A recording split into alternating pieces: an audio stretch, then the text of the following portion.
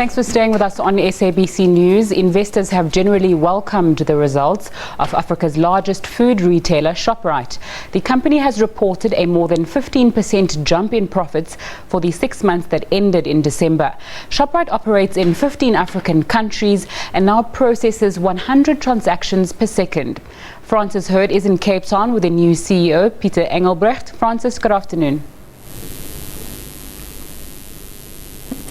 Good afternoon, Zinga. And as you said, yes, I'm with Pieter Engelbrecht, who has taken over. He's been in the job for, I think, just over a month or so, maybe 2 months, taking over from Whitey Basson, who was with Shoprite for more than 35 years. So quite a change. And let's start with that. Pieter, how's it been walking in somebody's quite big shoes? Whitey Basson, almost synonymous with big retail in this country.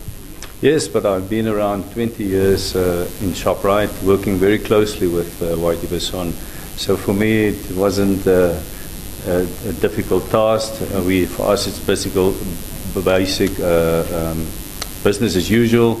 We've got a fantastic management team with over 25 years on average of experience. So quite an easy task for us to progress on the culture that was created, a tremendous company over the years, and legacy that is left behind. So we continue along that path. I have to ask, because this is such a big issue in South Africa at the moment. Christo Visser spoke about you almost as an anointed successor, like a son to Whitey Basson. And people do worry, is new blood blocked? You know, we talk about white monopoly capital, these big companies. Do you believe that's a problem? I don't believe it's a problem, just purely that the fact that we have been working so closely, the fact that I've spent so much time with him, somebody so knowledgeable. I think it's much better than actually to bring somebody from the outside that still has to come and understand the culture of the business before they can actually start doing it and get momentum with the people and know who's good at what. So I do believe there's a lot of benefit to actually promote from inside.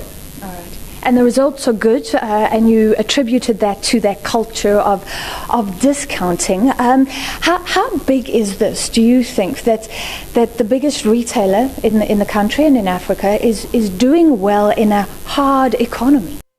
It is what we do best. I think that is what the track record of Shoprite has been shown over the years, is that when it's really tough, Shoprite manages to produce excellent results because they have the ability, in our DNA, in our culture, to produce low prices for consumers when they need it the most. You said other retailers talk about the economy. You don't want to do that. Do you think they use that as an excuse? Maybe not. I just think we stick to what we know best. We prefer not to do the other guy's job better than what he can do it. So we try and do our job the best we can do it. So that's why we stick to it. Okay, staying in South Africa, it sounds like you want to take on Woolies, or take them on further in the upper LSMs. Woolies, one of the retailers, reporting lower profits. How successful will that be? Just talk about that strategy. I think just that example that we used earlier, that in our convenience category, we've been able in a year to tenfold grow our convenience offering. What we used to do in a month in terms of sales in that category, we now do in a day. So I think we are making progress on that, penetrating that LSMs better. For us, it's actually not that difficult because a lot of those customers do frequent our stores. It's just a matter of us being able to get a better share of that wallet. You said 2 million of them, so it's attracting them. Then Africa sales, that's huge. So this is a mature market, but you're doing so well in Angola. And I was interested that you still see huge growth prospects in Africa. And I guess, are your results testament to what people were saying years ago, that Shoprite was doing the right thing by expanding quickly and early? Yes, I think the 26 years of experience that Shoprite have had in the non-RSA, because South Africa is part of Africa, in the non-RSA countries have stood us very good. 417 outlets, we've got the experience, we've traded in good and bad times. We've had changes of government, so I think Shoprite is very well positioned to claim the opportunity that the growth in the population that is expected in Africa, to capitalize on that in time to come. Pieter, my final question.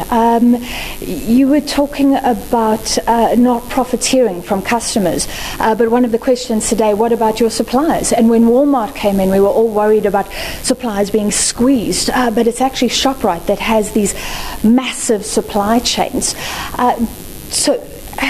You're the big guy, the huge guy that can do that. Do you believe that Shoprite is doing good business in South Africa and on the continent?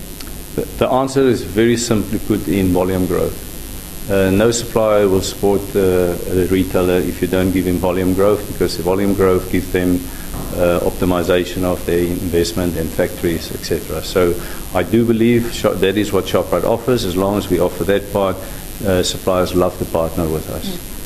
Thank you very much. Pieter Engelbrecht, the new CEO of Shoprite, and I'm reporting just after the results were released here in Cape Town. It's back to you, Zinga. Thank you very much, Francis. Francis Heard reporting there live from us in Cape Town.